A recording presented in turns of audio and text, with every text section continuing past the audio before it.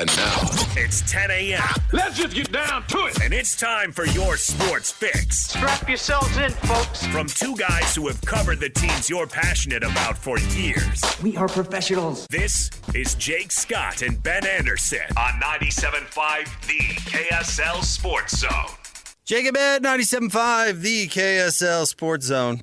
I know I've said this before, but worried about our guy David James hearing. Yeah. I just about blasted you. Blew my head clean off right there. Yeah. But then again, he does doesn't he do the earbuds? Maybe that's the thing. Could be. Or maybe he's hard of hearing. Oh, I hope not. All right. Ben, how are you? Doing well. How are you? I'm doing fine. You recovering from that fine game last night? Well, I had to abandon the game yesterday. I got deathly ill, I felt like midway through the game, and I actually had to leave, which I've never left a game before early. Deathly? I thought I was going to vomit. Like on you were gonna check yourself into the hospital on the way home? I started getting that thing where I got the chills and my stomach hurt so bad that I was so nauseous. I started to get dizzy almost, and I thought I better leave. This is not where I want to be. Not a big fan of vomiting Chris on Dunn, press row? Not where you want to be? Chris Dunn. No, so I unfortunately I had to leave. It was not what I like to do. Obviously, I try and. Was it Taylor Hendricks going 0-4? Yeah, is that what did Taylor it? did not look good. I accused Ben of starting a show on a downer, and this certainly is that. But I'm back. What's I'm fine. what's the worst place you've ever been sick to your stomach? Oh, I had to work a Sunday one time at a previous stop in radio doing, I think, NFL games we had. It might have been the playoffs, too, because I remember it was winter. And, I mean, I've had bad days, like, and I mean this nicely, at real jobs or other jobs that wasn't me sitting in a producer's studio waiting to hit the station ID in the middle of an NFL game. But that was a really slow Sunday, and I remember I was, like, just trying to feel better, and I was drinking some type of tea, probably like lemon tea to make myself feel better, and I'm not a tea drinker.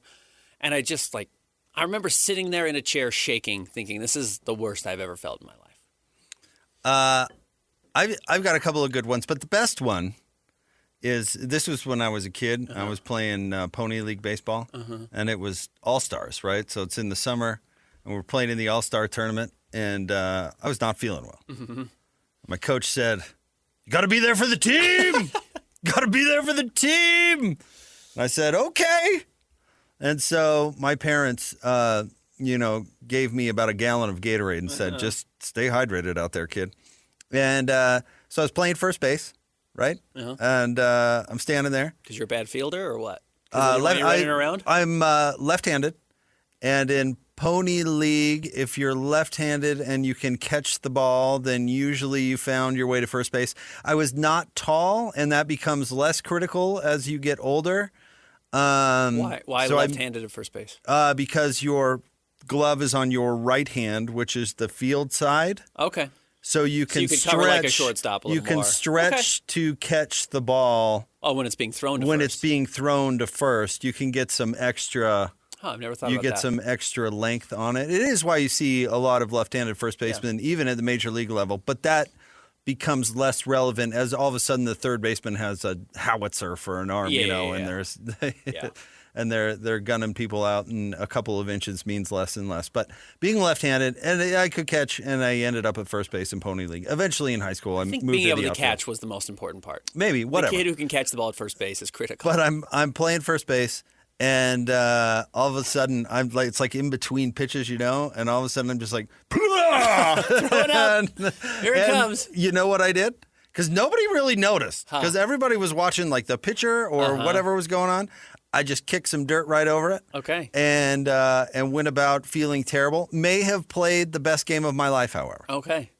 Yeah. Now I have no idea if somebody it was a pickoff play and they're diving into first. That could have been a little rough. I didn't notice. But I remember I balled out that day. Okay. My theory is because you don't think about it. I just felt about like how crappy I felt as opposed to, wow, I need to get a hit here. Yeah. You were just doing what you had to do to get through the day, and so you weren't thinking about it as wasn't. much. Yeah, that's my theory on it. But that wasn't the best place. I believe it. Be sick to my stomach. That sounds terrible. And I blame the coach. I mean, the coach was like, "That's not an option. Yeah, can't do that. We're playing Mueller Park." I don't know if it was Mueller Park or not, but no, glad to be feeling better. Glad to be here. In all honesty.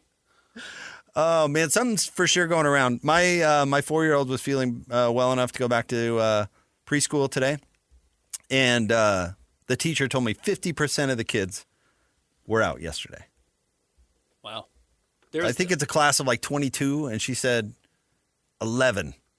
Wow. Were out yesterday. Well, as you were saying, Lowry was actually sick. Nurk is sick right now. I do think there is something going around the NBA for sure, and certainly within the Jazz locker room. But I don't think I got that. Again, it was a weird one-night thing, and it passed pretty quick, so felt better. Did you have some bad Malaysian food or something? I don't know before? what it was. I did go get an acai bowl a couple of days ago, and I froze it and then warmed it up yesterday morning, and I wonder if it came back to haunt me. The thing, it was not that. This is what do you have that, this random way to start the show, but do you have that person, that person? I know several that have had, according to them, have had food poisoning like 20 times in their life. And really what it was is they were hungover or had a quick flu or something. Because if you've ever had food poisoning, there's no, I think I had food poisoning. Yeah. No. You are well aware. And you're well aware for the next 12 hours or so. It's not, I think it might have been the chicken nugget. No, you'd be. You would know. You would 1,000% know. So it's a little bit of a mystery what happened. And there was no reaction physically to anything. I just didn't feel well. There was a controversy surrounding that in the Jazz media room a couple of years ago. Yes, there was. Yeah. I was like, I don't think that's the issue. In fact, I saw our guy, CJ Miles, yesterday. And CJ he was on the pregame show. The king of gastric distress or whatever his issues were. I don't think it was gastric distress, but no, it was not. He missed a lot of games with stomach something. Something. Yeah. No, CJ did the whole pregame show with us yesterday. Oh, really? And, man, first of all, I think it's cool he's doing media because he's really good at it. And did he bring his camera up? And super insightful. Yeah, had his camera. And he's he's a photog. He does a lot of photography work. He told that story because he jumped on with Locke in the third quarter and how he started off as an amateur and has now taken it to the next level. But first of all, super fun. But his perspective is really good because he's known Keontae George since Keontae was... He's his godfather. A baby. Yeah. And so even though high school with Keontae's dad, high school basketball with Keontae's dad. Even though Keontae didn't play yesterday, I was like, we got to dedicate a segment to talking about Keontae because he is this story. And CJ, both on the air and off, just told us like how much work he's actually doing. Like you and I can sit here and speculate, and of course it's now become infamous. The Jazz told him he had to do this, and this, or he would be out of the league and all that. And we can talk about how, wow, it appears as if but CJ gave a really thorough, no, he is doing this. He is working hard here. He is seeing this. And it was extraordinarily insightful to see what's going on with Keontae George. And it is a great story. And they missed him horribly last night. Yep. When the desert of the third quarter happened and they only scored 20 points and they basically lost the game. They needed Keontae to do what he's done all year long, and that's create a little juice for himself and others and get the Jazz through the period they need to get through. He's been awesome at that, and they missed him horribly. And I don't want to chalk Lowry's struggles up last night. He had 19 points on 5 of 15 shooting, which is a very un-Lowry night. And a lot of them were just like layups, which if you've been a basketball player and then you take a break from basketball, the thing that doesn't come back right away is your touch around the rim. Like you just kind of lose some of that ability to finish at the rim on layups. And then he'll be back. I'm sure tonight he'll be just fine if he plays. I don't know if Lowry's going to play tonight. But I also think that not having Keontae there allowed a Clippers defense to focus in on Lowry, which has not been the case this year, and it's a big reason why Lowry is averaging 28 points a game. I think having a second go-to scorer, a legitimate go-to scorer, has made Lowry's life extraordinarily easy. And that's a good duo going forward. That's a very good pairing. Here's my take on Lowry. I'll try to make this quick. The Jazz do the NBA media training camp. They invite media members over there, and then they run them through drills and stuff. It's supposed to be a funny kind of photo op type of thing. Goodwill. Yeah. The first year they did it, the head coach of the Utah Jazz name was Tyrone Corbin. Mm-hmm. And I don't know if Ty didn't like people or thought it was funny, but he decided that he really wanted to put people through a real workout. Mm-hmm. And about 10 minutes in, I was questioning whether or not I was going to need an ambulance. It was awful. Uh-huh. And I was so tired and so winded. I just wanted to sit down. That was Lauri Markkanen last night. Yeah. He was so tired. Yeah, he was. He was so tired the whole game. And I'm not trying to make excuses for the guy, but you can tell when a player is tired because they miss shots badly that they often make. And that was totally Lauri last night. It takes a little extra effort to eat an elbow and get a layup at the rim, which he's become really good at. Uh-huh. And it just wasn't there. That was a dude who hasn't played in 2 weeks and probably did some damage to his win capacity with a respiratory illness. Just speculating. Yeah, no, totally. And so I don't care. 19, whatever. They're not trying to win. Who cares about that? I'm not going to read into anything because that dude looked like he was so tired. Yeah. No, absolutely. He was coming back from an illness. And then, again, and I asked Will about it before the game, Will Hardy. He said, when Keontae's out, everybody gets a tougher defensive assignment. And I mean, gets a tougher defender assigned to them because the game plan's not about stopping Keontae George anymore. It's about who's the next guy, and that makes life really difficult for everybody else. And I know there were some complaints or at least a lot of notes about Ace Bailey last night scoring 20 points and not grabbing a rebound or an assist, which is just not a very common thing. When you're on the floor long enough to score 20, generally a rebound falls into your lap or you get an assist. I don't necessarily think those run on Ace, the issue there. But also he's being guarded by Kawhi Leonard. And Kawhi knows how to stop you from doing all of those things. Kawhi's an A-plus superstar player and one of the greatest players we've seen in NBA history. And Ace got the wrong end of that when it came to his other non-scoring stats. I saw a little buzz about that, and I frankly don't care. Call me when that becomes a pattern. You know what I mean? Some people say, this is what he did at Rutgers. It's like, no, it's not. He got a ton of rebounds. Who is it that's notoriously a weak rebounder that you look at your stats? Is it Jaren Jackson Jr., where you look at his stats and you're like, 3? Dude, are you serious now? Hold on, let me see. What's Ace averaging on the season so far? A little over 3. 3.5 and 1.5 assists in how many minutes? 24 minutes? You know. Call me when it's a pattern. I don't really care about that. You know what? You bring up Kawhi Leonard, though, and that is kind of funny. You missed the postgame with Will Hardy, and he had a really insightful answer of what happened in the third quarter, and it was a reminder to me, and please, this is going to sound meaner than I mean it, but what a dumb team this is. And young players are dumb. Yeah. I mean, they just are. Have you heard? You should have heard Tim Lacombe talk this morning about AJ DeBonsa and his defense. It's just like you're not. But anyway, Will Hardy, what he said, or AJ just isn't there from a learned standpoint. We need to learn where to be and how to play. Right. Will Hardy talked about how in the third quarter they decided it was a good idea to attack Chris Dunn and Kawhi Leonard over and over again.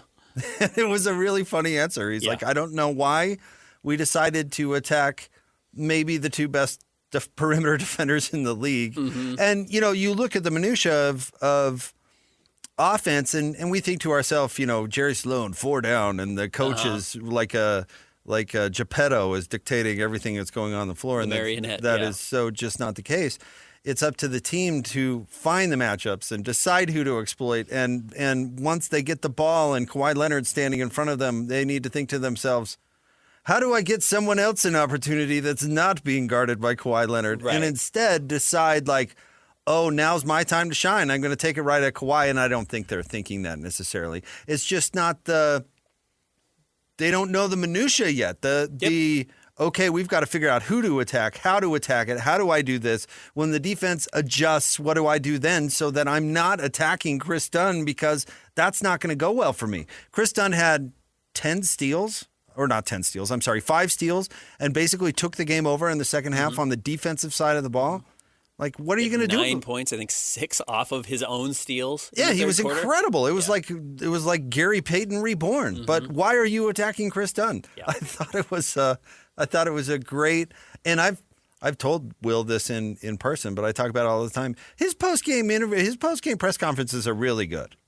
I asked him a terrible question before the game about Ace Bailey not making the Rising Stars Challenge, and he gave me a terrific answer. It was a horrible question, and he gave me a great answer. I'm with you. He really is pretty insightful on those things. He is, for sure. I thought that stuff about Kawhi and Chris Dunn was super interesting because these players just need to learn, like, oh, okay. Well, and, trust, like when you give the ball up, it's going to come back. What do you do? Do you do a handoff? Is it a pick and roll? How do we neutralize this superhuman that is Kawhi Leonard, who really is still, even in his 30s, absolutely an incredible physical specimen that is so talented and skilled on both sides of the ball. It's a joy to watch. I hate it that the narrative around him is such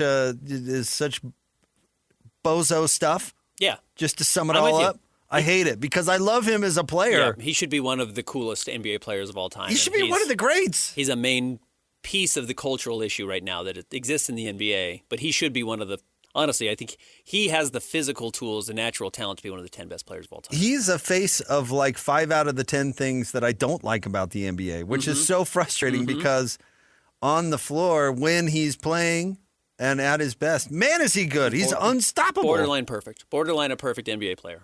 Both sides of the floor, got way better once he got here. Teammates seem to like him. It's just he doesn't participate enough and whatever, doesn't want to play for certain teams, and I'm totally with you. Do his teammates like him? I've never heard that about him. I've also never heard anyone hates him, and you hear the players that they don't like. I hear you there, but I'm telling you, if it were me, and I'm busting my butt the whole regular season to have the team still somewhere near the playoffs, and Kawhi comes in at the last moment and says, I'll play now. And by the way, I'm going to dribble the whole game.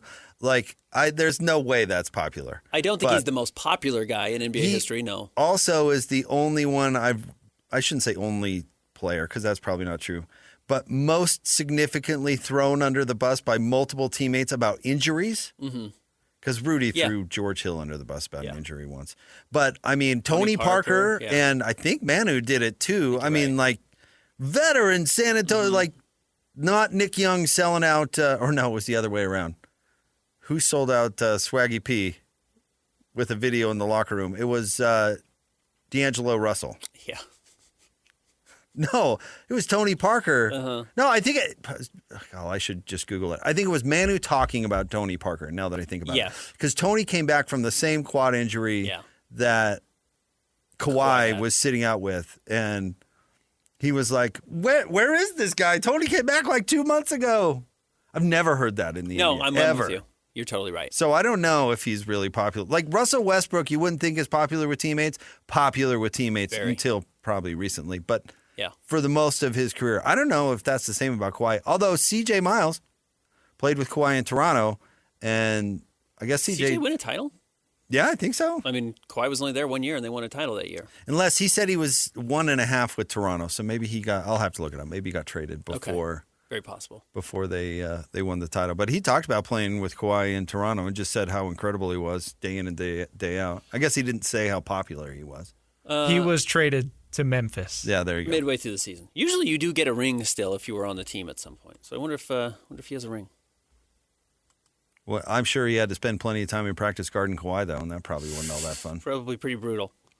I like the challenge for the young players, though. If I'm them, I go at it. I mean, Cody wasn't perfect against Kawhi, but he stood him up a couple times. I thought Cody had a great game last night. Cody's not a perfect player by any means, but he's coming along. He's coming along very nicely. I do find it funny that James Harden has to defer to Kawhi. I do find it. I find something delicious in that somebody that everybody on the planet has had to defer to for over a decade, and now all of a sudden he's like, oh, Kawhi, you want a possession here? All right. Yeah. All right, pal. Yeah. You want to go get some ice cream after the game? But it is amazing to still see Kawhi at this point in his career. I mean, dribble into a crowd, turn around, rise up, mid-range jump shot, and it goes in every time. I mean, he's so gifted. I just love how nonchalant he looks when he plays. Absolutely. It's really hilarious. It's bizarre. It's like he doesn't even care. Nikola Jokic has a little bit of that. Yeah. Where it's like, I don't even... Yeah. I'm just going to throw this dime and kind of trot back down the floor, and I barely even... Then get a great steal or a big rebound and go back down the floor. Not even celebrate a title and go back, and I'm really into horse racing, actually. Pretty no-nonsense. Yep. the nonchalant star, I freaking love. I'm with you. Unlike Chris Paul, looks like he's going to have a heart attack out there the entire time he's on the floor. Yep. It's like, you're really trying out there. You're really pouring it on. All right, top 3 stories of the day at KSLSports.com. Coming up next is Jake and Ben, 97.5, the KSL Sports Zone. It's time to break down the biggest stories of the day. This is the top 3 stories of the day on KSLSports.com. 97.5, the KSL Sports Zone. Jake and Ben, 97.5, the KSL Sports Zone. Listen, we're teaming up with Beehive Meals to honor people that impact youth sports volunteers, youth sports in our communities. Nominate the youth sports volunteer you know for the Beehive Meals Hero of the Week. You can get that done at KSLSports.com/contest and listen every Thursday to JJ and Alex for the winner. It's the Beehive Meals Hero of the Week. Time for the top 3 stories of the day at KSLSports.com. That is brought to you by our friends at J. Brooks Jewelers. Cherish your love with J. Brooks Jewelers. Explore their expertly crafted engagement rings made from the finest materials. J. Brooks Jewelers. All right, Christian, where do you want to start today? Number 1, big shams bomb this morning. A lot of people calling the Milwaukee Bucks about Giannis Antetokounmpo, and they are starting to listen. And it sounds like Giannis kind of officially wants a new home now, which has always been the big issue. He has refused to ask for a trade. And without actually saying the words, it doesn't sound like Milwaukee wanted to move him, but I think they are recognizing this is a team that's not going anywhere. He's hurt again. It's his 4th calf injury in the last year and a half. And they don't have a pathway forward to building a contender, truthfully. They just don't. So he probably, whether he gets traded by next Thursday or not, he probably shouldn't suit up for the Milwaukee Bucks again this season. Because they do own their pick this year, which is rare. I think all of their future picks are going elsewhere. But they own, and they don't even own their own pick this year. They own the second best of the pick between theirs and New Orleans, which is still good. New Orleans is going to be terrible. It's going to be a top 5 pick. And theirs can be in the lottery. So they will have a chance to get a lottery pick this year, assuming Giannis doesn't accidentally push them into the play-in tournament, which can happen in the East, and then you end up selecting, 12th, 13th. They could probably compete to get right into that range where the Jazz are, right around 7, 8, 9, something like that. Do you still like that? Do you still like the Spurs as a possible fit? I think the Spurs have, other than the Thunder, probably have the easiest pathway to go and acquire Giannis. And yes, I do. Giannis, again, is truly one of the 5 greatest players on the planet, probably 4 greatest players on the planet, and it still is, bears out in his numbers. His on-off numbers are insane. When he's on the floor, Milwaukee's great, and when he's off the floor, they're atrocious. I mean, it's stark how good they are when he's on the court. So if you could add him, you absolutely should. And by the way, that applies to the Jazz too. I don't think he ends up in OKC or San Antonio or Houston. I think he ends up somewhere like Miami. I think it's going to be a franchise that thinks they just have to, Jimmy Butler was the star, that here's the next star, and it's plug and play.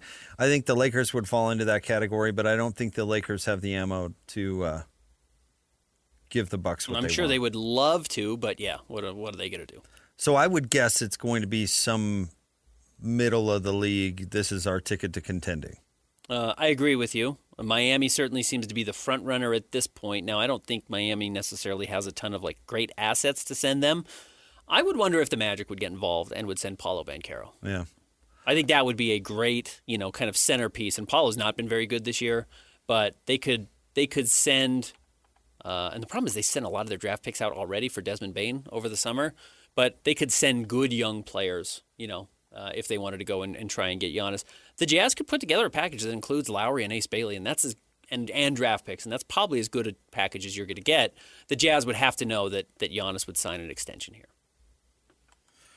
Well, yeah, any team, I would think, that makes a move for him, unless you're the Raptors making a move for Kawhi, which randomly paid off. If you're not including long-term assets, meaning future unprotected draft picks, you're probably willing to take a swing on him without the guarantee of him re-signing and just saying, I hope in our audition we can woo him enough that he will sign something in October.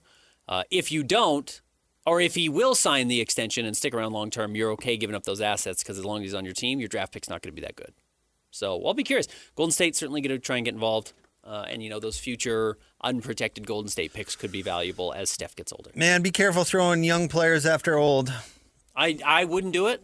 If I were Golden State, they need to let this fall away, and they need to try and redraft their team, I think. But that's how the Clippers made the worst team or the worst trade in NBA history. Yep. Is they threw young players after old, and that old turned out to be old, and it didn't work. and now the Clippers are still old and likely going nowhere. Yeah.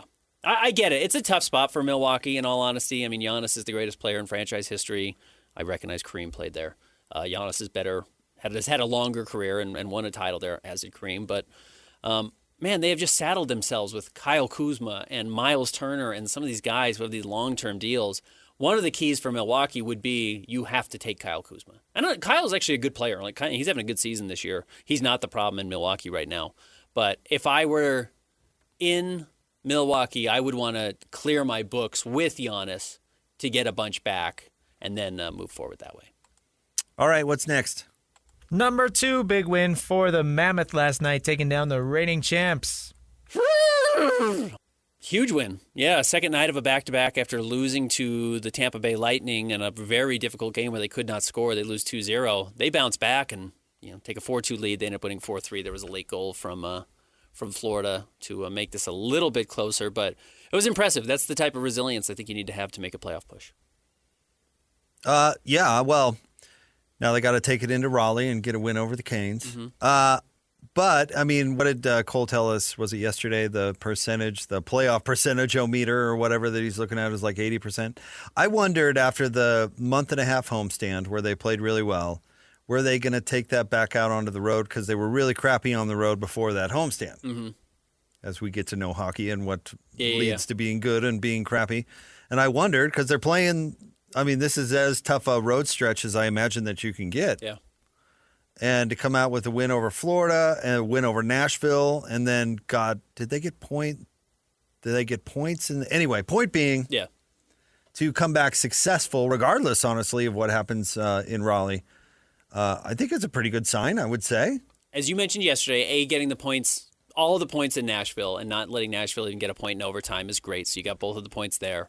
And then salvaging any points on the Florida trip is really good, and they didn't just salvage them. They picked up 2, so a really nice game there. Probably whatever happens against the Canes doesn't matter terribly, but if you win that or you get a point, you go to overtime. I mean, 5 on this road trip is really good. And to your point, I think the biggest concern would be they really buy into their momentum, positively or negatively, and they kept that positive momentum up from that long homestand where they played whatever it was 7 in a row and they were here for 3 straight weeks.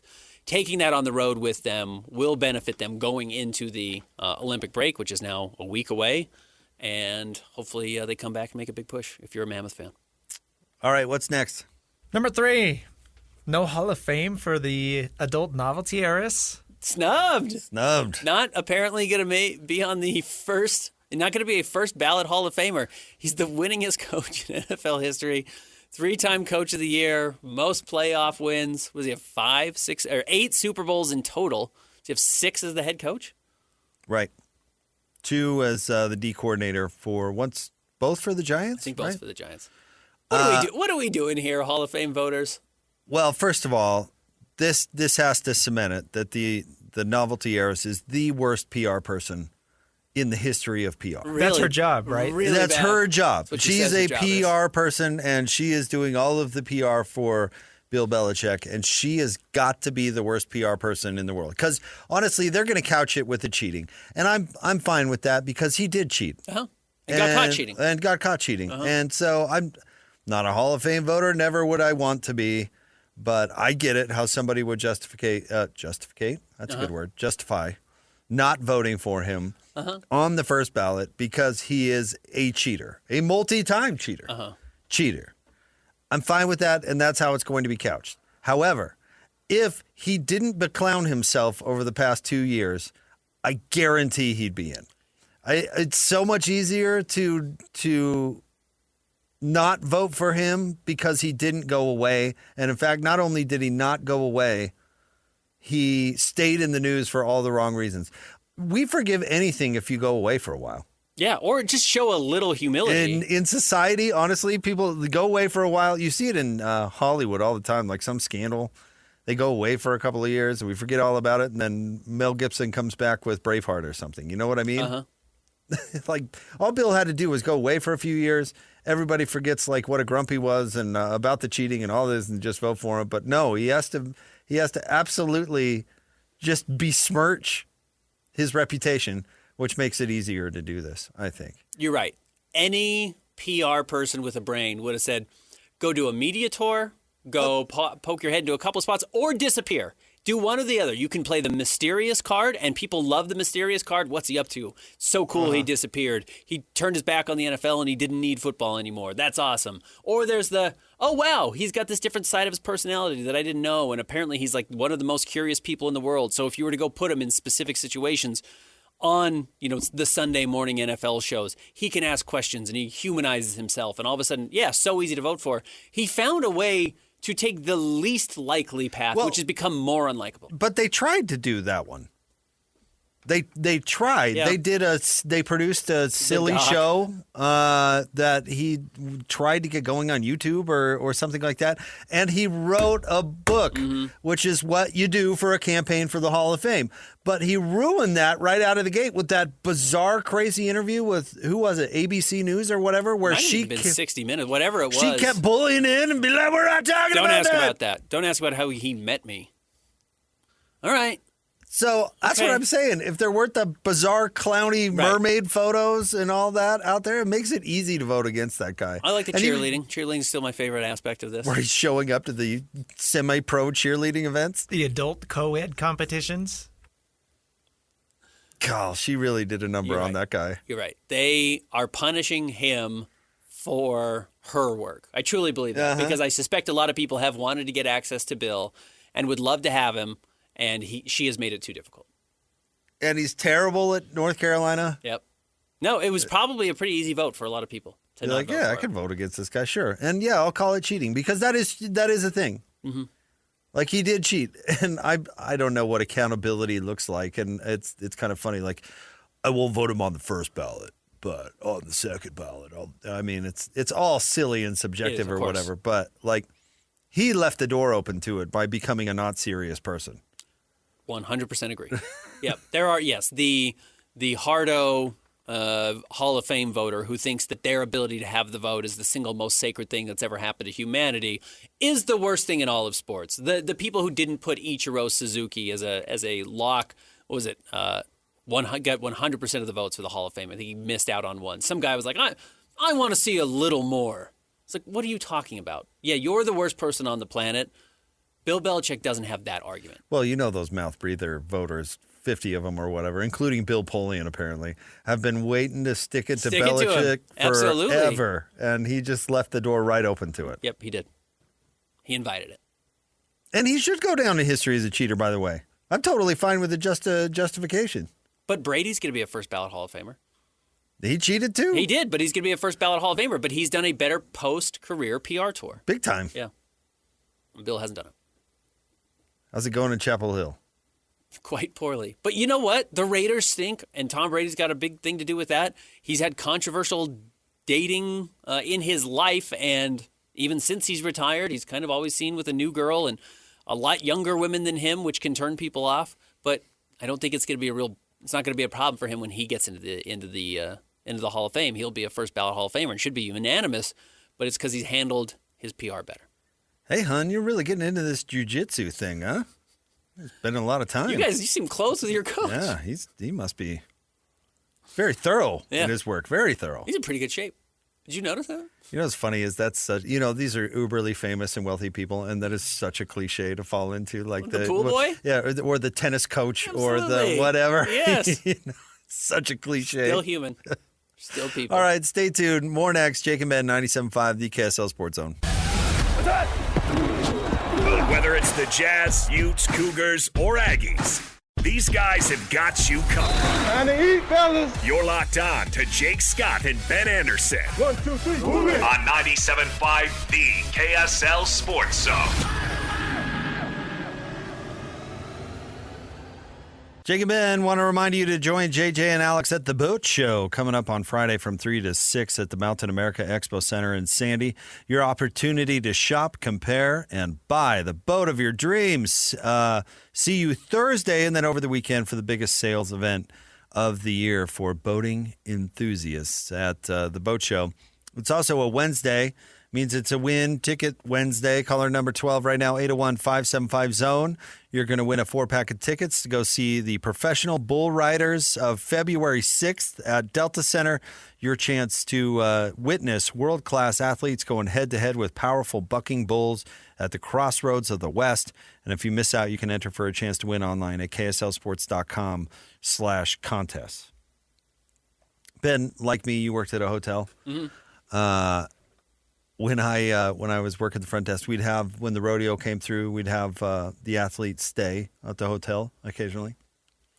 And young, it's a young person sport. We're talking about late teens, 20s kind of athletes, right?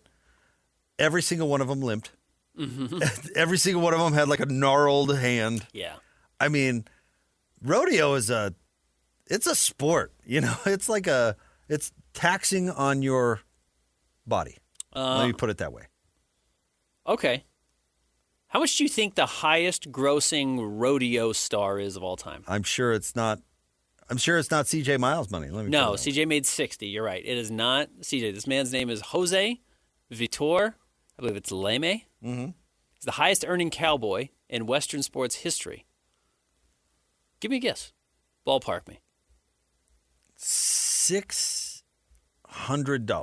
$8.3 million. Okay. That's all right. Not terrible. But that dude can barely walk, I guarantee it. Correct. That guy has earned every penny of that $8 million. You say a lot of athletes have not earned their money? Jose Vitor Leme, that dude has earned his cash. That guy's taking yoga classes just to get out of bed in the morning. Yeah, hopping on the back of a bull for, 7 seconds? Yeah, 7 seconds or more, right? Yeah. Yeah, that dude has earned his cash. Good for Jose. I never understood what would inspire somebody that wanted to do the career path of a rodeo clown, however. A rodeo rider, I can understand. Yeah, the highest paid rodeo clown of all time it's like a grilled cheese sandwich. Let's just think about it. Let's take compensation out of it for a second. Let's just talk about the dream of what you want to do. I get rodeo rider. You're the star of the show, and this is something challenging and all the things. But the clowns are just bait. And so I want to get into a ring to distract the raging bull to run at me instead of someone else. That doesn't seem like, I don't know why you would dream to do that. And, Jose Vitor Leme, my guy, while he wears a helmet while he rides, he takes his helmet off, he puts his cowboy hat on, you see his face, he's a celebrity. We've talked a lot about Gene Simmons, the mistake of being in the band Kiss or Gwar or whatever, Slipknot. You can't ever take the mask off. Yeah, you can't, because nobody cares who you are. You literally put clown makeup on. Yeah. As soon as you take it off, you may still have the bruises and all the wounds of being a rodeo person, but a rodeo person who's actually a clown that nobody cares about you without the makeup on. That's rough. Tough break. That's a tough gig. I know. Imagine doing it without the makeup, though. Then you're just a crazy person who's in the middle of a rodeo. Christian, I want you to work on getting a rodeo clown to come on as a guest interview? for the show. I would, like in depth, love to talk to a rodeo clown. What led you to this line of work? What went wrong?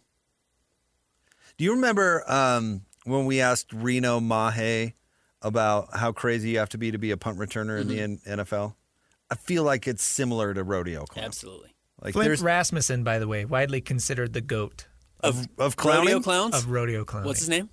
Flint Rasmussen. Good for him. What's his clown name? I don't know. This is Juggles. Mr. Honky knows. What makes a good rodeo clown? Oh, I think you got to distract the bull. I think that's the thing. It's the percentage of the time the bull comes after you. I bet we could get Flint on the show. I have no doubt we could get Flint Rasmussen on the show. The bravest man alive. Yeah, absolutely. 58 years old. I bet that's the oldest living rodeo clown of all time. Life expectancy has to be... Do you think after catching a horn, he's sitting to the side thinking to himself like, God, I got to get a new job.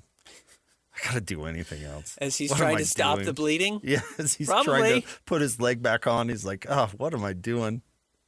Former rodeo clown. I found his Twitter. Flint Rass. 49,000 followers. Good for Flint. That's a culture I've never... I like the rodeo. Rodeo's way cool. I need to take my kids to a rodeo. But I've never fully understood the culture of it. But it's a real thing. Women dress up. Men go out and put on their their kickers and their hat and get ready to go out. Hey, giant bull, run at me. Don't run at him. Run at me. I'm making fun of you. I've got clown makeup on I've got because I clown think and you're I'm doing a clown. little dance. Run at me. Mike Smith coming up next. Furthest thing from a rodeo clown may be possible. Yeah, Mike would not put on clown makeup. Stay tuned. Makeup maybe, not clown makeup. Correct. He is a TV guy after all. 97.5, the KSL Sports Zone. Who's got it better than us? Your home for the best sports coverage in Utah. You're listening to Jake Scott and Ben Anderson on 97.5, the KSL Sports Zone. Jake and Ben, 97.5, the KSL Sports Zone. Join Hanson, Scotty G, coming up on Friday from noon to 3 at Tim Daly Mazda in Sandy, 10785 South Auto Mall Drive. We are going to talk to Mike Smith coming up here momentarily. We'll get his thoughts on what's going on with the Jazz. I'm sure he's a little bummed. He likes to see the Jazz beat the Clippers when they play. Former team. Well, he'd worked for him for a long time and kind of a friendly rivalry. I don't think he's bitter about the Clippers, but, kind of like to see the new gig win, right? Jazz are 3-12, and they're since January 1st. 3-13 if you go back to December 30th. But if you just say since the new year, Jan 1, they have a 20% win percentage, which is extraordinarily low and would put them on pace to win 7 more games the rest of the season and finish with just 22 victories. I don't think that's generous enough. I think they are going to win more than 22 games. I think they're going to pick up more than 7 wins over the rest of the season. I think January was particularly difficult, and Lowry missed a lot of the season, but he will probably miss a lot of the rest of the season as well. As will Keontae George. We saw him miss his first game last night. Yeah, I don't know. It depends on what length they're willing to go, honestly, and I don't know the answer to that. Where's the line for them? I'm not sure. How they decide what games to play everybody and whatnot. I mean, and even that doesn't work out. They beat Minnesota, San Antonio, Dallas. I mean, all these teams when Boston, they were trying to lose to the T-Wolves by not playing Lowry. I know illness and all of that, but basically that was coming home second night of a back-to-back after a long road trip, and they mess around and win it. I mean, I don't know. And the last month of the NBA season is just wacky. Correct. Now, the last 10 games for the Jazz, they're on the road a lot. It would be easy to not play some of these players. But who are they playing? That's what matters. Yeah. Are they playing teams that are trying, or are they playing teams that are not? Because if they're playing teams that are trying, they should be able to lose every single one. If they're playing teams that are not, then it's one of those things. Last year, didn't they have to trade basically wins with Washington? Yeah. Wasn't it? I don't know if it was a gentleman's agreement or what, but the Jazz basically booted the game at Washington, and then the Wizards booted the game in Salt Lake City. I think so. I don't know if they did that beforehand, but that's how it worked out. Well, here's your last 10 games of the season. Home against Washington, to your point. Trying to lose. At Denver. You would think trying to win, but especially with that many games going, I'd say, okay, trying to win. At Phoenix. Probably trying to win. Home against Cleveland. Cleveland's trying to win. It depends on how the East is shaking out. I'm not sure. They're trying to stay out of the play-in tournament. Home against Denver, at Houston, at Oklahoma City. Not trying to win, probably. Not trying to win, probably. At New Orleans, I guess, trying to win, but maybe just mailed The Jazz it in. are trying to win? Or New those Orleans. teams? Yeah. Because they don't have any reason to lose. Yeah. And then Memphis, who knows? They're probably trying to lose. They might be out of it. At the Lakers, and in the last game of the season, the Lakers could be going for playoff position. We've seen that. I mean, it's just so wacky. There could be 4 wins in there. We just rattled off 10. Yeah. All right. Joining us now, he makes the magic happen for K-Jazz, Jazz Plus. He joins us on Wednesdays. He's our buddy Mike Smith. What's going on, Mike? Hi, guys. How are you? We're doing terrific. Hey, Mike, Jazz are 3-12 in their last 15 since January 1st. My question for you is, how do you play these last 35 games of the season? And we know they're not interested in winning as many games as possible. How do you not waste them, though? What does a successful close to the season look like, taking wins and losses out of the conversation? Good question. Well, they have an identity, right? There's a couple things that Will Hardy demanded that have been established. We're going to play hard every night. We're going to pass the ball. And those things have come to fruition. They do play hard. They do share the rock as well as any team in the league. They're so good in that little rub action and the top of the key, screen assist and handoff action, and then they move it, which is awesome. Like, that's become part of, like, a Jazz team. The Will Hardy Jazz era now in year 4, they are going to pass the ball as well as anybody, which I love. And they have offensive firepower. Like, this is just the way I think of it. I'm not on management, but like, I would play every remaining home game at full strength, provided everyone's healthy, and let the chips fall where they may. And like, yeah, I get what's going on, and the road games are the road games, and you're not going to win all of those, and you're not even going to win all the home games. But I've seen glimpses of the development of these youngsters.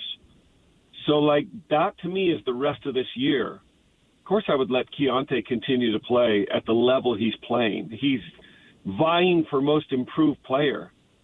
I think he's in the top 3 with Denny Avdia in Portland and Jalen Johnson in Atlanta on the East. I think those 3 guys are going to have it out for most improved player in the league, which is a significant honor. It's one Lowry won 4 years ago. We've seen his progress. We've seen Lowry's all-star tight play. He had a little bit of a clunker last night, right? First game back in forever. I haven't seen an injury report yet, but if he's in the lineup tonight, I would expect him to play much better. But I'm watching the progress of Cody Williams and Collier, and, Bryce has had that great stretch before he got ill.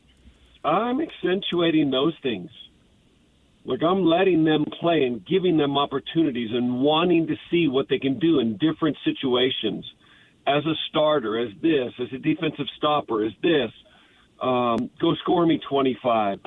Like, this is all about what the rest of this year, their development. I just don't think you can keep all those guys going forward, right? Like, you have, I don't know how many guys it is, but it feels like 3 a year other than Walker's year now that Ochai's gone, but it just feels like 3 a year we keep adding to the mix. You can't keep them all going forward. You got more picks coming up. So you want to know which ones you're keeping, which ones are the stars, which ones show the most promise. But it's fun. I'm having a blast covering this team. And I know last night started great, but didn't finish great. That's okay. Like, the Clippers are rolling right now. 16 out of 19. Who's going to knock them out in a 7-game series?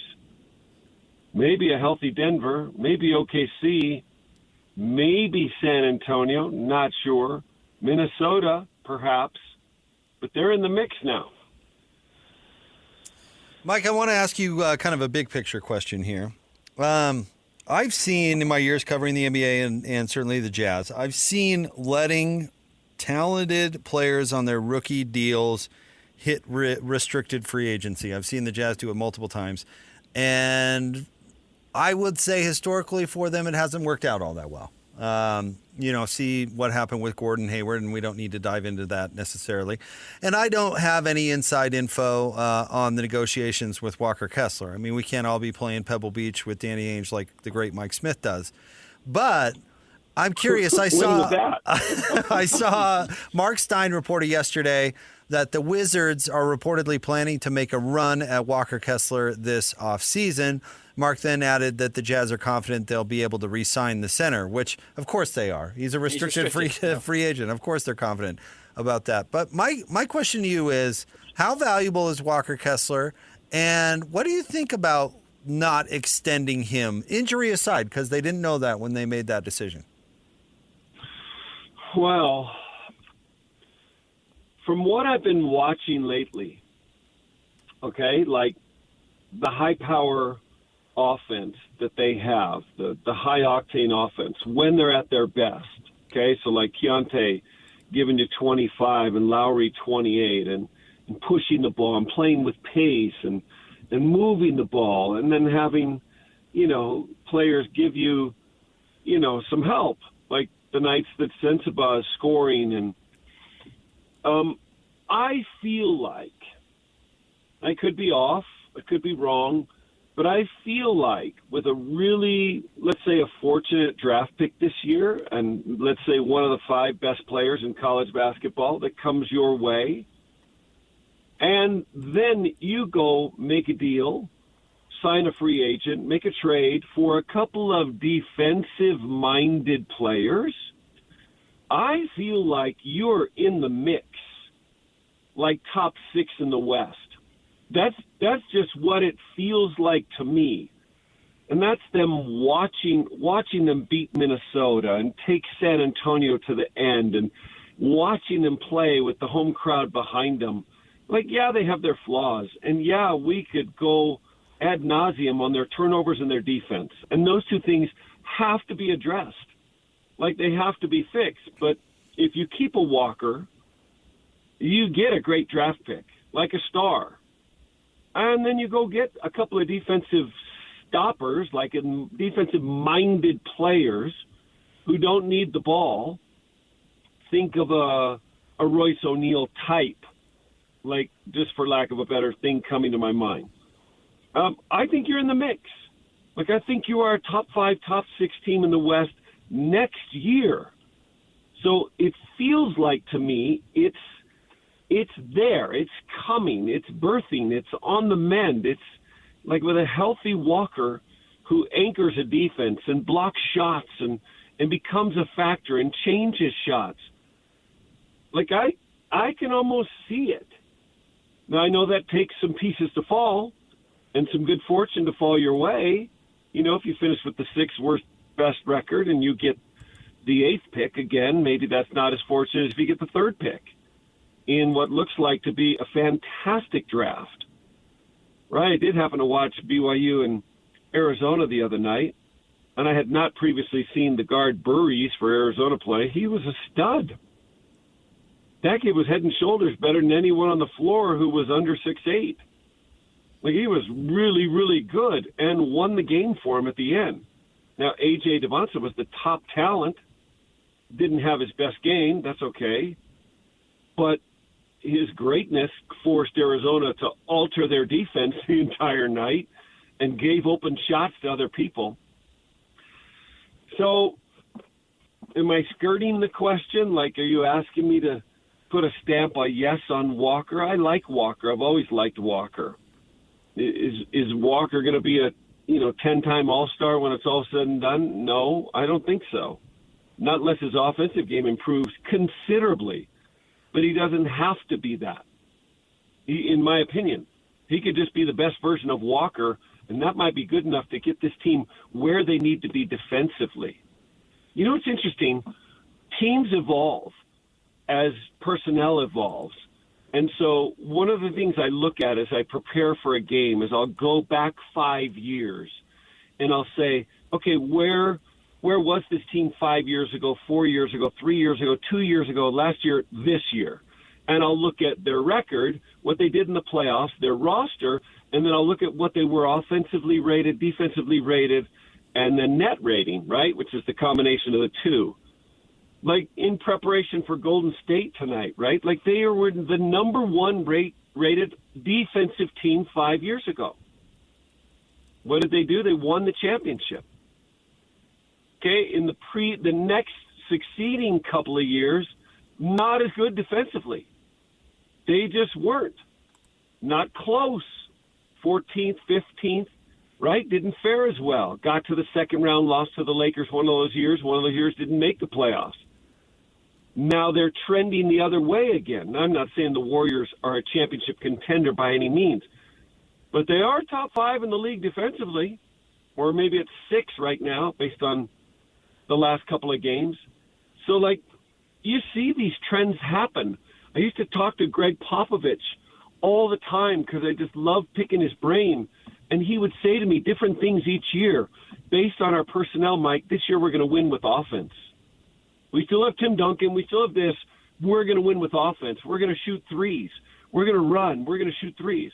And then on another occasion, he said to me, he goes, oh, we don't have the personnel to do that. We're going to win with defense. And we're going to anchor our defense, and our defense is so good this year, we're not going to gamble. No steals, no turnovers forced. We're not going for offensive rebounds. And he would tell that to me. And he said, look at our stats. We suck at this, suck at this. We don't go for offensive rebounds, but we're the number one defensive rated team, rebounding team, and we get back on defense. We don't turn it over, and we don't go for things. And so they face our anchored set defense every time, and we win because of it. Like, it's just super interesting to watch. So, yes, we need to improve. Walker would help. Like, if they can become a adequate defensive team with what I'm seeing offensively, I think they make a run at the playoffs next year, not 4 years from now. Next year. I said this about OKC and Houston 3 and 4 years ago. They were winning 20 games. OKC won 22 games. And I'm like, in 4 years, they're the best team in the West. And people laughed. I said, look at Houston. They've drafted well. In 3 years, if they could get a stud to join them, they're an elite team in the West. That's where they are. So, anyway, you got me off on a tangent, Jake. Sure did. That was well skirted there, Mike. Giannis apparently is open to a trade. Milwaukee is open to trading Giannis Antetokounmpo. Where are you on Giannis at this point in his career? 31. He's great when he's on the floor. He's not on the floor all that often. Is he going to be the best player on a championship team still? Yes. Yes, he can be. And, like, I was trying to think of what team. San Antonio should trade for him right now. Like, why not? I think they have a bunch of trade exceptions. They just drafted a bunch of young kids, right? I'm not that high on Dylan Harper. I know he's the second pick in the draft. I know he has good genealogy. I know his dad won 5 titles. Not a fan. He's a rookie. I don't see him every night. I just don't think he's ever going to be a great shooter. He's a good playmaker. He's tall. To me, he's Jalen Rose, if you remember that player. That's what I think he'll be, which is a good player, a good NBA player. I can't remember off the top of my head if Jalen Rose was ever an All-Star, but my guess would be no. But put up good numbers. You know, his best year is probably a 17 or 18 point a game, maybe 7 rebounds, 7 assist guy, which he could become.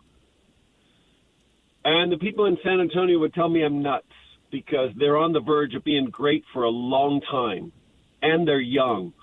But I think you could package him with some picks and some other players, get Giannis and have their double twin towers again and be the favorite to win the West.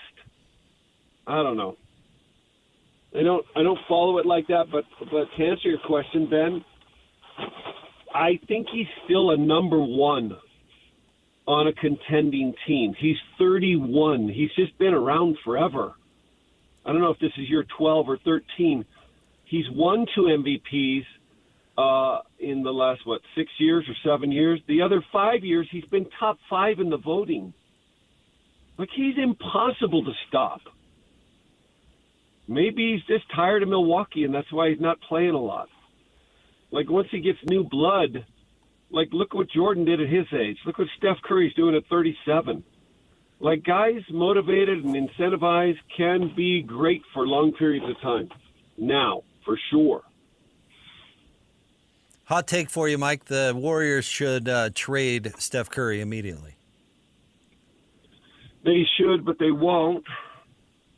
They absolutely should, but they won't. I can't imagine them doing it. They're going nowhere, though, right? I mean, we're going to see them tonight. They're going nowhere. Yeah, they're going nowhere. They're going nowhere. I don't know if you saw the game they played 2 nights ago without Steph, without Draymond. It was mind-boggling terrible. Like, I don't even remember who they played or what they scored, but it was so bad. And so Steph makes up such a difference for that team. Like, literally, he's carried them. Some could argue Durant was a great addition, right? And 2 titles, and maybe they don't win those without him. I don't know. Well, it feels like Steph won 2 titles on his own. Certainly the one 5 years ago. His will not to lose in that one game at Boston was just incredible. He is of greatness. You've heard me say it before. He plays 3 more full years. He gets to 3,000 three-pointers made at 42%. Nobody's getting to 4,000. Nobody. Not Harden, who's the only guy in 3,000 range. He's at 3,200 something. He'd have to play 6 more years at his declining levels. That's not happening. You got a handful of guys that'll get to 3,000. Donovan, Tatum, Luka, Trae Young maybe a Buddy Hield if he hangs on a little bit longer, but his levels are declining. So you got more shots being taken. Nobody will do what he's done or be who he is. And so he's a great player. He's full of greatness inside. But they're lost without him, no question. Draymond Green would never be as good for any other team in the league as he was for that team at that time with Steph and Clay. He would have been a solid NBA player. Draymond Green's got to be the best player in the history of the NBA with an 8.7 career point per game average. Honestly. Yeah, pretty amazing. Yeah. Hey, Mike, thanks for coming on, pal. We appreciate it. I'll see you guys tonight at the arena. Yeah, are you coming in? You going to do pregame with us? No, I have other duties tonight on a home game, but... Oh, it is a home game, my bad. Yeah. I'll see you in the press room, and I'll see you out there. Well, if you want to, come visit us in the Radio Command Center, you're always welcome. Okay. All Thanks, right. Mike. Thanks, Mike. There you go, the one and only Mike Smith. Again, I trade him to San Antonio. If I'm San Antonio, I'm throwing a lot at the Bucks to get Giannis Antetokounmpo because I'm also treating Victor Wembanyama's career like this is his peak. That doesn't mean he can't get better. I'm just not betting on him having a 10-year NBA career. I still don't know if it would work. Yeah, it might not. Yeah. It might not. But, there's no guarantee it's going to work without him either. And by the way, that was the longest ducking of a question I've ever heard with the Walker Kessler. That was a real talented. I think they're in a pinch with Walker, to be honest. I think you sign him, whatever offer he gets. I think you probably actually just give him a good offer because the Jazz can negotiate with him even before any other team can. Now, maybe he just wants to wait and see how much money he can get. I do think that's dangerous because teams are actually going to be scared off once they recognize, the Jazz are going to match any offer. Why would I tie money up? Yeah, I've said that before, but yet I've seen it happen a bunch of times. And then the Jazz could trade him if they want to. That's the thing. You can always trade him. I think they need to. I agree with you. They should sign him, but they should come to grips with the fact that they're going to sign him with more than they're comfortable paying him. And that's always been true. And why I don't understand the heartburn about the extension. I still, those guys over there know way more than me. Mm-hmm. And I'm not in the room for Walker Kessler's extension. But it doesn't pay to let good players that you actually value hit restricted free agency. It burns you more than it helps. The Jazz had to give up on Wes Matthews, a really talented guy that they loved, because Portland screwed him with a restricted free agent deal. And they gave Paul Millsap way more than they wanted to because Portland screwed him with a restricted free agent deal. And then with Gordon Hayward, when that happened, he was getting a max contract no matter what. Yeah, he was. And so what was the point of that other than just ticking off the player? Yeah. So I don't know. It was curious to me that they didn't do it going into this year.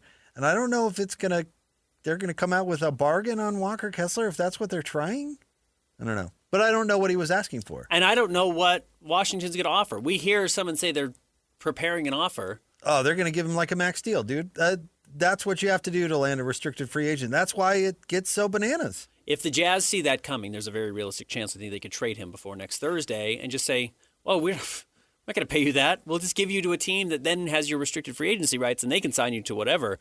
But we want to get something for you right now because we're not going to give you $160 million. Hey, the Jazz been on the other end of it. They signed Jason Terry and Corey Maggette one offseason to ludicrous contracts that the other teams, the Clippers and the Hawks at the time, had to absolutely swallow and did not work out well. Yeah. So I don't know. I don't know the logic behind all this stuff, but I bet it's going to cost them, even though Walker got hurt.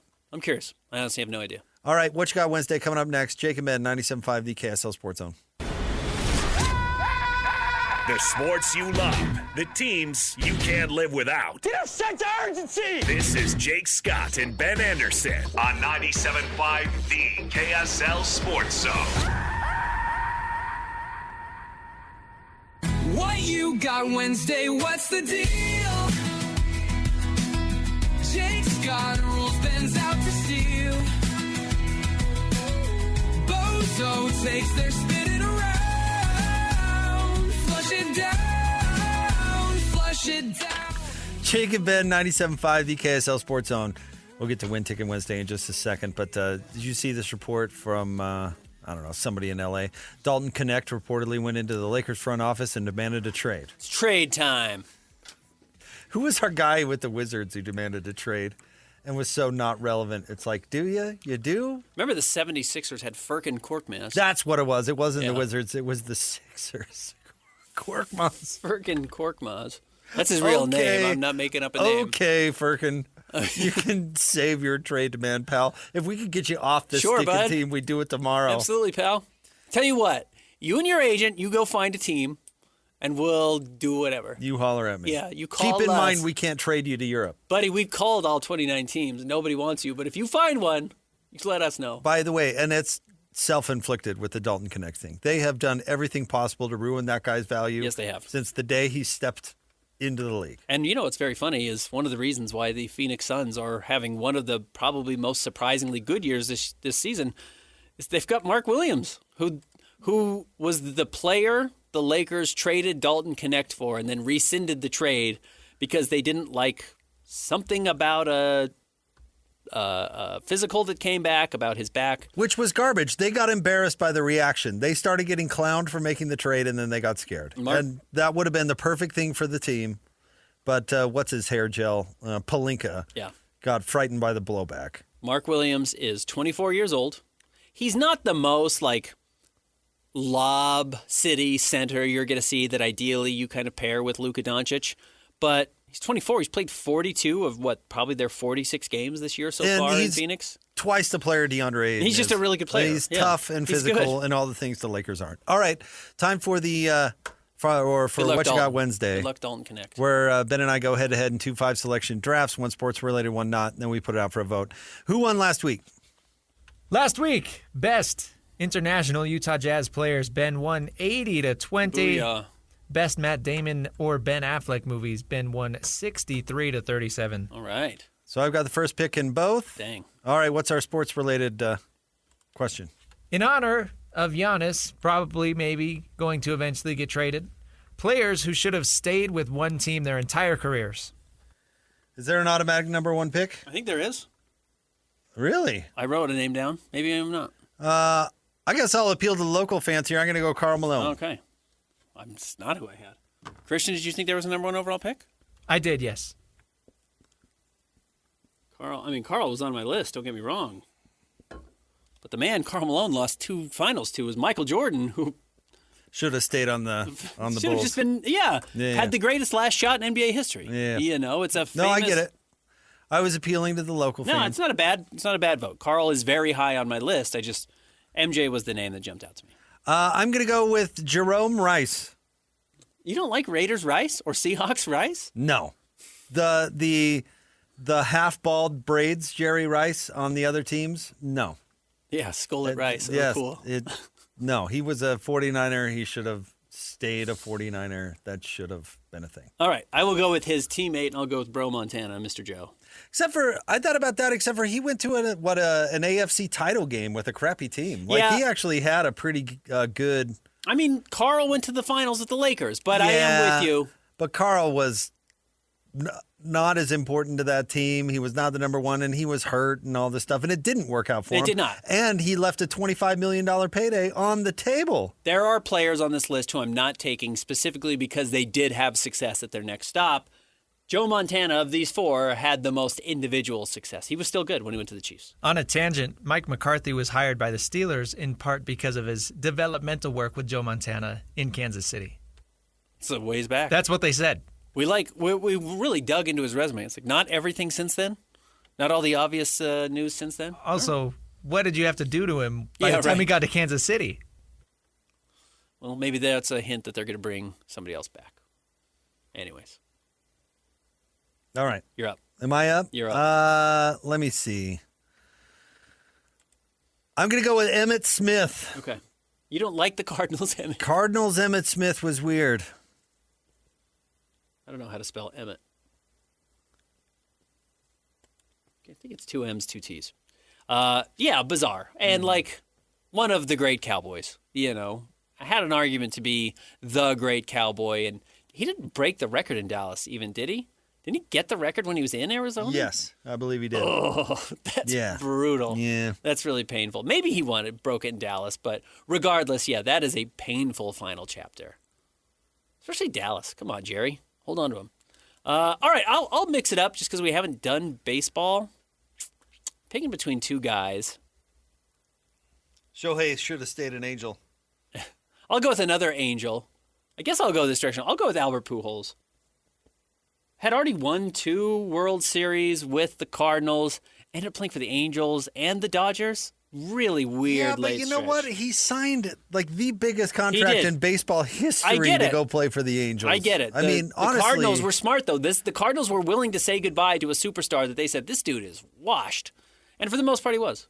Not for the most part, he was. He was a genius. That was like a 10-year deal. Yeah, it's like taking him until he was 45. I don't know. I didn't consider Pujols because man, that guy cashed in. He cashed in. Yeah. I'm gonna go with the dream. Yeah. Hakeem Olajuwon. Just stay in Houston, Hakeem. Retire in Houston. You're a Rocket. What did Toronto have to offer you? Yeah, I mean, come on. What did Toronto put on the plate for you that you felt like you absolutely had to be a part of that? All right, I'll go local. I'll take a local angle, and I'm going to take Mr. Damian Lillard, whose bad stretch in Milwaukee did nothing to help his career, and he recognized it immediately and signed with Portland as soon as he got bought out, which I'm glad. He's going to go finish his career back at home, and I don't think he'll ever leave again. All right, I'm debating between two, and you can probably guess which one I'm debating. But I'm going to go with Aaron Rodgers. Okay. Even though I love Jordan Love and rooting for him. I mean, the Jets was a disaster. To get hurt on like the third play or whatever it was is pretty wild. And then he didn't do anything special with the Steelers. I'm going to go with Aaron Rodgers. Plus, you could be a legend in Green Bay. You know what I mean? You could be Wisconsin's favorite son for the rest of time as long as you don't burn the bridge. He could do what Brett Favre didn't, and somehow he did exactly what Brett Favre did. Almost exactly. Except for Brett Favre won more. That's why I picked. Brett was still good. I picked Aaron Rodgers over Brett Favre. I think that's totally fair. All right, I will go with. I'll go with another local tie, Mr. Dwayne Wade. You didn't like Cleveland/Bulls? Chicago Dwayne was not good. Great Miami player, has a lot of the same thing with Dame in Portland. And you know what Dwayne did so well was that he somehow survived the LeBron, Chris Bosh escapade. Not a debacle. They won 2 titles. They made 4 straight finals. But he stuck around and was still beloved after, and everyone was kind of saying, like, there's a real chance he's still the best player in Miami Heat history, even though LeBron was there. Because he won before. He won before also. Absolutely right. That's why. That's why he's beloved, is because he won before. And like Dame, he did go back and finish his career in Miami. You think Dame's done? Well, I just think Dame's done leaving teams. I think he's going to play in Portland. I don't think he's going to play anywhere else. And Dwayne finished his career in Miami as well. All right, recap. Jake had the number 1 pick. You went Karl Malone, Jerry Rice, Emmitt Smith, Hakeem Olajuwon, and Aaron Rodgers. Ben went Michael Jordan, Joe Montana, Albert Pujols, Damian Lillard, and Dwayne Wade. All right, what is our That's a little bit of a different conversation than worst second stops, which we've done before. Yeah, I think that is a different conversation. Just should have called it. Called it a career. Yeah, I like that draft. All right, next. You guys were at the Titanic exhibit on Monday, so in honor of that, we're going to go movies based on historical events. Okay, so there's a subtle difference here. It's not a period piece. Correct. So we were debating Titanic is based on actual events, even though there is kind of a nonfiction storyline, whereas... But it would count, because the night of the Titanic sinking, I think, is enough of a specific basis. Yeah, and the captain was the guy and all the stuff. But the setting of Vietnam by itself is not enough. Right. So we're saying Platoon wouldn't count because it's a total fictional story that just happens to be set in a period. Right. Same with Saving Private Ryan, etc. Yes, that's a historic event but it's a fictional story. But it's not the real story. Is there an automatic number 1 pick I here? had one that immediately jumped out to me, and I think there was probably one that people would say, I don't know if it's a vote getter, I only have 7 on my draft board here because I think we're going to maybe go in different directions. At least I hope we are. Otherwise, I'm going to scramble. Let's see. I'm debating between 2, but I'm going to go with this. I'm going to go with Gettysburg. Okay. I did not put it on my list. Salazar Lloyd told us a very funny story about his dad taking him to Gettysburg when he was like 12 years old. This is a really long movie. What's his name from Major League is in it? Tom Berenger. Yeah. It is. It's like 4 hours long. Martin right? Sheen plays Robert E. Lee, and he's really good. I love Gettysburg. I love the book it's based on. I watched it once. I should watch it again. It's based on a book called The Killer Angels, which I would recommend. All right. I will go with. I'll go with Apollo 13, which is a great movie, and I need to. My kids are old enough now. I think I could probably throw Apollo 13 on. Very good historical reenactment of obviously not quite as dramatic as they made it seem, but probably not a great few days up in space.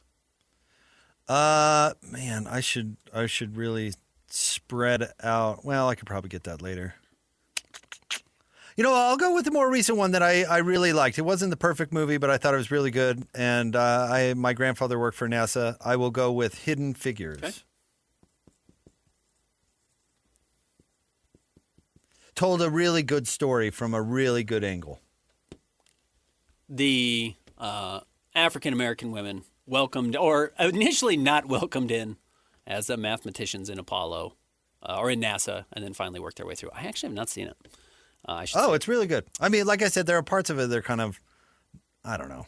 But it's good. It's worth a watch. I'm going to take Lincoln, which, again, what I love about the biopic Lincoln is it's not about Abraham Lincoln's full life, being born in a log cabin. It's about like 3 weeks trying to round up votes to pass, what amendment is it? Oh, the 14th? 14th, 13th? Whatever it was. To essentially put in motion the wheels to end slavery. All right, let's see. So a lot of the ones I want to take are going to get me no votes whatsoever. Maybe I'll save those for later, considering you're not going to pick them. I really like this movie randomly because I didn't think I would, but I'm going to go with The King's Speech. Okay. I think it won Best Picture, right? It did win Best Picture, and it's surprising. Like, you tell the story like, oh, it's a king that has a lisp and he gets it fixed, and you're like, well, that sounds like a really boring movie. Or a stutter. A little more dramatic. That sounds like a boring movie, and it's really not. And in fact, what's his name? Colin Firth? No, the bad guy in Pirates of the Caribbean. Yeah, Jeffrey Rush. Jeffrey Rush. He's super good. He's great in it. And Helena Bonham Carter is also good in it. So anyway. No, it's very watchable. Very watchable movie. I'm totally with you. Was it World War I? It was post World War I. But it's his brother advocates the throne, and he has to step in, and all of a sudden has to be the king, and he's used to being in the shadows, and he can't speak publicly because of his stutter, and it's kind of a requirement of the king, and all that. All right, I'm going to go with one of my favorite movies that gets really overlooked of the last 25 years. Christian, I bet you've never seen this, and you should watch it. The Insider. With Al Pacino and Russell Crowe, about Jeffrey Wygant, who was a scientist for Big Tobacco, who wanted to become a whistleblower, and Big Tobacco tried to keep him from going on 60 Minutes to release it. And with all the stuff that's going on right now at 60 Minutes and Barry Weiss, this is kind of the first fight for that at 60 Minutes, trying to get the truth out. And it's just a cool historical reenactment. Go see The Insider. Michael Mann, great director. Man, you're such a Mel Gibson guy. I'm surprised I'm getting this late. Braveheart. Okay. Which they took a lot of liberties with that story, but he was a real person. Real person. William Wallace, a real person. And that was a real Scottish revolt. And really had probably one of the most unpleasant endings in human history. Really. What? It started off a really bad trend in movies where for the next 5 years, every movie that came out was the goriest thing you've ever seen. Correct. But for Braveheart, it did work. Yeah. It seemed to serve a purpose. Speaking of gory movies, but movies based on historical events, I'm going to go with another movie people should see. Christian, I would assume you've seen this one. Zodiac. About the Zodiac Killer. By David Fincher. Which is incredible. All right, my last pick because we're way over. I want to pick another movie so badly, but it would never get me any votes. So I'm going to go Patton. Okay. Which George C. Scott's performance is amazing. Legendary. And people don't even see Patton when they think about him. They see George C. Scott. You're exactly right. Good pick. I'll go with more modern history. Some people hate this movie. I'll go Zero Dark 30. About capturing Bin Laden. LeBron's social media blackout? Is that what you're talking about? Yes. Okay. Capturing Bin Laden or killing Bin Laden. My favorite World War II movie ever is A Bridge Too Far. If you've never seen it, you should, but like 10 people have seen it. So Christian, recap? Jake had the number 1 pick. He went Gettysburg, Hidden Figures, The King's Speech, Braveheart, and Patton. Ben went Apollo 13, Lincoln, The Insider, Zodiac, and Zero Dark 30. I think most people would tell you All the President's Men is the best movie based on true historical events. Also In Cold Blood, really good. In Cold Blood's very good. I've never seen the movie. The book's awesome. Yeah, though. book's incredible. All right. The movie's really good. Stay tuned. We'll wrap it up next. 97.5, the KSL Sports Zone.